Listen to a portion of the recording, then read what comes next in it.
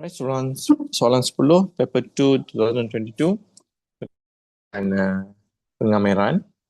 Pelajaran 5 menunjukkan garis lurus AB menyilang lengkung ini, pada titik A. Like we can see here lah. Kecurunan tangent kepada lengkung pada titik A, dia nak kecurunan tangent lah pada lengkung dia pada titik A. Means dia nak kecurunan tangent. Meaning to say, maksud tangent adalah satu garis lurus yang sentuh pada lengkung pada satu titik sahaja. Satu garis lurus yang menyentuh lengkung pada satu titik sahaja. So, bila ada garis lurus, kita boleh cari dia punya kecurunan. So, remember, kecurunan tangent adalah dy over dx. Fungsi kecurunan tangent.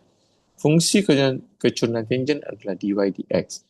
So, bila kita dapat cari dy dx, which is in term of x, lepas tu ambil koordinat x ni, ganti dalam fungsi itu, you can get the kecurunan lah. So basically, remember dy dx is the kecurunan tangent. Fungsi kecurunan tangent lah. So now I have y squared equals to x plus 9. Sekarang nak cari dy dx. So, before I cari dy dx, of course I need to make it as a y. So y equals to x plus 9. Power of 1 over 2. Power of 1 over 2 ni maksudnya punca lah. Now I can find the dy dx lah. So dy over dx equals to x plus 9 kuasa tolak 1. Jadi dapat negatif 1/2 dan bezakan yang di dalam kurungan. So bila beza dapat satu dalam kurungan maksudnya yang inilah. So dy over dx equals to x plus 9 power of negative 1 over 2 lah. So darab 1 dapat balik yang sama kan. Alright, then we substitute the x sebagai negatif 5.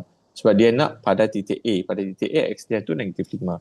So, we just substitute lah the x as a negatif 5. So negatif 5 tambah 9, power of negative 1 over 2. And then you can calculate. Dan calculator dapat 1 over 4 lah. Alright, so dia punya fungsi kecurunan tangent. So, m equals to 1 over 4. Alright. B, luas rantau berlorek. So, luas rantau berlorek macam kita boleh nampak kat sini lah. So, luas rantau berlorek. So, kalau luas is up to you. You can boleh terhadap paksi X ataupun terhadap paksi Y. Kamu tengok yang mana yang kamu selesa lah ataupun yang mana kamu rasa senang untuk kamu. So, in this case, I feel like I want to take it terhadap dy lah. Before that, what I notice yang ini. B tu adalah kat sini. Titik ini. Which is, so koordinat y dia 3/2. So maksudnya yang h tu yang kat sini. Ini koordinat y dia h. So yang pertama kena cari h dia lah. Alright. So how I can find the h? Sekarang fungsi kecurunan dah ada. Koordinat x kat sini dah ada. So h boleh carilah. So ambil fungsi kecurunan dia, fungsi lengkung dia. So x plus 9. So y square equals to x tu cikgu gantilah dengan negatif 5 tambah 9. So y square equals to 4. So y equals to square root 4. Bila square root is positive negative. So of course I will take the positive one because h2 logic dia positive lah. So which is 2. So now I know the h is 2. And then cikgu nak buat terhadap dy. I erase here and I do it here lah. So ingat konsep dia, kalau nak cari lengkung, luas, dia mesti di bawah lengkung. So, bila cikgu ambil di bawah lengkung, and then I take 2, 0 lah. So when I took 2, 0, I will get this part over here.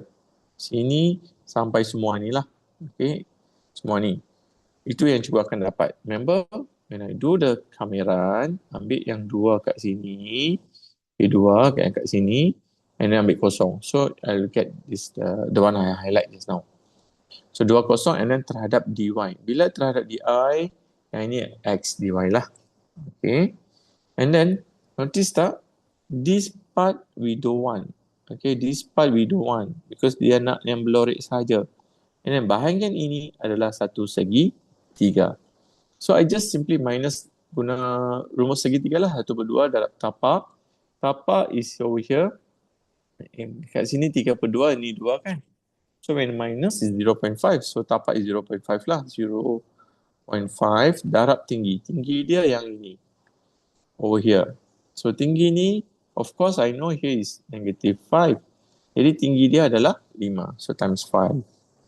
Okay, so itu dah tolak segitiga dia lah. Okay, so I want to continue with this one lah. Okay, equals to 2, 0 and of course x kan. So x tu kita kena modify yang inilah. So y square minus 9 equals to x. So cikgu ganti kat sini y square minus 9 dy minus, ini kalau nak tekan kalkulator pun dah boleh tekan kalkulator. So I get 1.25 lah. Okay, yang ini yang kena teruskan lagi. Kena buat kamiran all that lah. Okay, so kita buat kamiran. After that quite easy lah. Kalau kamu pandai kamiran tak ada masalah lah. So kamikan kuasa tambah 1 bahagi dengan kuasa yang baru tu. Tolak 9y. Kalau tak ada apa-apa tambah y dia lah. Okay, and then 2, 0. Okay, dan y lah. Right, so minus 1.25. And then next step, just substitute 2. Okay, kat y ni. Y tu kena substitute dengan 2. So 2 kuasa 3 per 3 tolak 9, 2. Okay, dah dapat kan? And then minus pula, sekarang ganti kosong pula. So kosong kuasa 3 bahagi 3 tolak 9, kosong. Okay, this is the kamera lah. Kita cuba buat kurungan besar. So tolak 1.25 jangan lupa lah. Okay, equals to. And then yang ini semua ni, kamu nak tekan direct pun boleh. Ataupun nak tekan satu-satu pun boleh. It's up to you lah. Okay. So bila cikgu tekan kalkulator, cikgu dapat negatif. So bila dapat negatif, of course you need to put modulus. Okay, negatif 15.333 minus 1.25. Kenapa kita buat modulus? Sebab even though dia dapat negatif, of course lah dia kat sebelah kiri. Nampak tak? Dia sebelah kiri. So bila dia sebelah kiri, of course you akan dapat negatif. But then when it comes to area, okay, make it positive lah. That's why I put the modulus. Okay, so the final answer is 14.083 lah. Okay, unit square. Okay, alright, dapat. Next, C, isi padu janaan dalam sebutan pi. So that means pi tu jangan ganti Bila rantau yang dibatasi oleh lengkung. Okay, ini cikgu nak padam dulu so that I can explain better. Okay, ikut sahaja apa yang dia nak tu. I mean, dapatkan ruang dia kan, ikut sahaja. Okay, first dia set rantau yang dibatasi oleh lengkung. So this is the lengkung. Okay, garis lurus y sama dengan h, which is this one. Remember tadi kita dah cari dia 2 lah Okay, and then paksi y, which is here. And paksi x ini. So bila kita buat macam tu, rantau yang kita dapat ini dengan ini kan. So rantau yang kita dapat adalah sini. So kamu ikut saja garis-garis yang dia bagi semua tu, you akan dapat satu ruang, satu rantau lah. And then dia dah cakap kat sini paksi y, rotate 360 to the paksi y. Means kita kena rotate macam ni, towards paksi y. Okay, kalau dia towards paksi y, make sure you kena ambil, you boleh ambil rumus kat depan. Okay, pi dA, of course towards dy, so dy lah. Ingat itu dulu. Kalau towards paksi y, make sure you put dy. So dy means x square. Boleh rujuk rumus kat depan lah. And then pi ni actually dalam rumus, pi dia tu kat depan sini, pi. But actually you can put it outside also lah. Pi tu kan pemalar. Pemalar pun kita boleh tulis kat luar. So pi BA which is 2 and 0, 2, 0, x square. Okay, so kena modify dari sinilah. Sebab kita ambil lengkung. So kita ambil lengkung dia yang ini. So that's why we always refer to the persamaan lengkung tu lah. Okay, so now the y square minus 9 equals to x. Cikgu dah pindahkan. Tapi kat sini cikgu nak x kuasa 2. So bila sini kuasa 2, kat sini pun kuasa 2. So buka kurungan, so y kuasa 4 tolak 18 y square plus 81. Ini yang cikgu akan ganti kat x square ni lah. Okay, so y power of 4 minus 18y square plus 81 dy.